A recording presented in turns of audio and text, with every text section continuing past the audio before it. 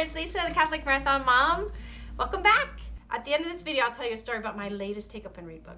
Today, I am talking about something I am most unqualified to talk about, and that is productivity.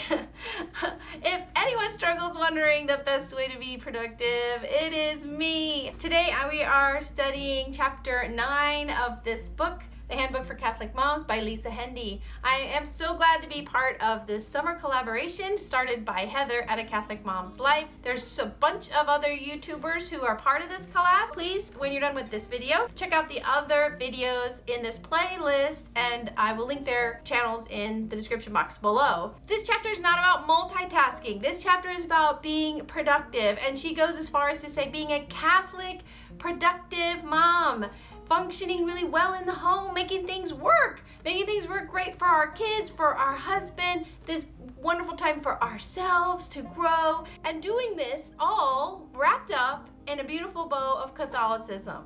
Two of my favorite saints are quoted in this chapter. I'm going to go to JP2 first, and he says, "Time given to Christ is never time lost, but it is rather time gained so that our relationships and indeed our whole life may become more profoundly human." St. John Paul II, thank you. And then St. Padre Pio, and he said, "How precious time is. Blessed are those who know how to make good use of it." Oh, if only all could understand how precious time is, undoubtedly everyone would do his best to spend it in a praiseworthy manner. Yes, St. Padre Pio, so true, pray for us.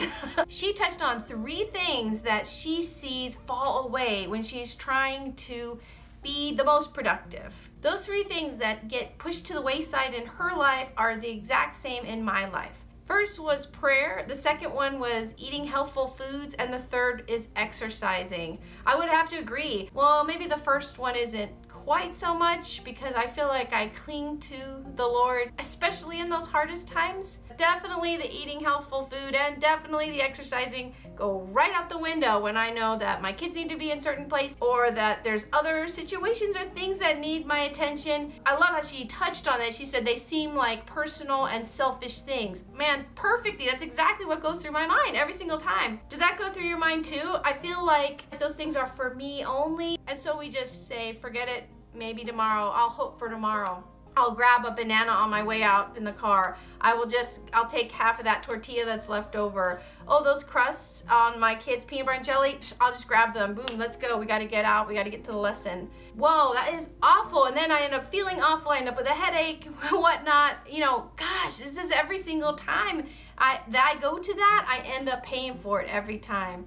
And exercise, well, Catholic Marathon Mom, I named this channel that because I felt the best physically in my life when I was marathoning. A couple of marathons a year, and I feel inside, do you guys have that too? I feel inside like I'm an athlete. Don't look too closely on the outside, but inside my heart is that of an athlete, always has been, and I love that time training and marathoning. Okay, marathoning, training is no fun.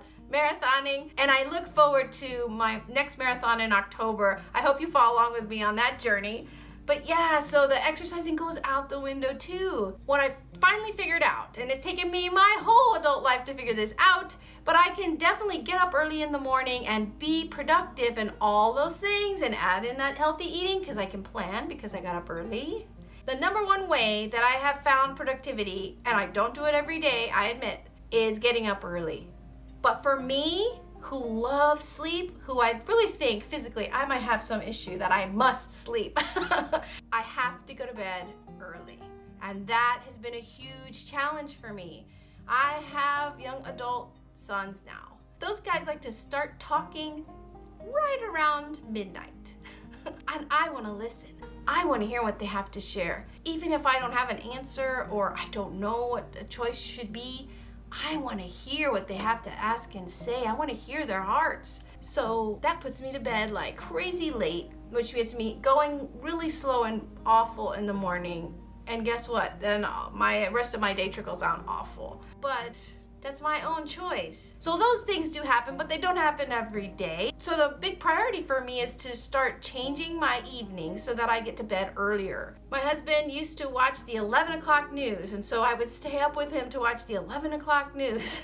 And oh man, I just couldn't hang. I was always so tired. I wanted to sit there with him because he's home from work and we get time together to just snuggle and watch the news. But guess what? Now we don't watch the 11 o'clock news because he watches the news on the iPad, so he can watch that after I go to sleep. I'm slowly but surely getting my bedtime earlier, which makes my getting up earlier. Those days that I've gotten up early, I've gotten laundry started early, I've gotten a decent breakfast for my kids ready, and if I can even get to Mass, I have a 9 a.m. Mass that is like 5-minute drive from my house. Literally 5 minutes. When we've hit Mass, I'm telling you, the whole day can go crazy or just be discombobulated with all different kinds of things I did not expect. But in my mind and in my kids' minds, we went to Mass. And more and more and more that I have fallen in love with Jesus present in the Eucharist at adoration. Mass is just so incredibly amazing to me now. So hitting Mass, that changes everything for me. And sometimes you can find a Mass in the middle of the day. We have one downtown, it's the middle of the day. It's packed, you'd be shocked, it's incredible. And even had time to read this book, or pray, or read scripture, or read my Take Up and Read books. Oh, love them so much. Oh, I have to tell you a story about that. At the end of this video, I'll tell you a story about my latest Take Up and Read book. So in this chapter, what works for her are lists and having a planner and things like that. Planners for me don't work. I have tried and tried and tried to love a planner. I even had a wonderful friend recently try to hook me up with an Erin Condren planner. They're beautiful and she uses it so productively, and I know that I would have that planner and I would be totally blank. So even though I was like ready to pull the trigger and buy that planner a couple months ago, I told her, you know what? I don't think I'm gonna get it because I don't think I use them. Every year I get a little planner from the dollar store. The one I have in my kitchen right now is this beautiful ocean scene because I bought it in like January when it's like really cold here, and it was beautiful. There's nothing in it. You would think I would use it. I'd throw it in my purse and I would use it. Do I use the calendar on my phone? A little bit, like for doctor's appointments. But it's awful, I don't do it. And I have a huge aversion to lists. Do you guys have aversions to lists? I think now I'm embracing a list because I do get that, a little bit of joy about crossing things off. But I think it's less that for me about crossing it off than knowing exactly what do I need to do today. Like, I can get caught up in something and realize, oh gosh, I was supposed to mail that thing, and oh, this kid needed socks. Little things that I'll forget. When we got married, my husband loves to make lists. I actually did not know that when we got married. He's a very productive guy, but I didn't know that he liked to use lists. So I remember being a newlywed, and it was probably a couple weeks after we got married, and he wrote out a list of like things we needed to do in the house and like grocery kind of things to pick up. And he was like, kind of like put it down and slid it across the counter. And I looked at that thing and I thought, excuse me, is that for me? Are you giving me a list of things I need to do today? I couldn't believe he had just written me a list of what I needed to do today. But actually, he was so productive and efficient that he was like, well, it's just stuff that we could do. You don't have to do it, this sweetest guy ever. But I took that so badly. And poor guy, he learned that day he never made me a list again. And sometimes still, when we're gonna get ready to go on a trip or something, go see grandma and grandpa, he'll be like, well, let's make a list. And I can see him kind of look at me like, are we cool? So, but now, in certain times, I have now embraced lists.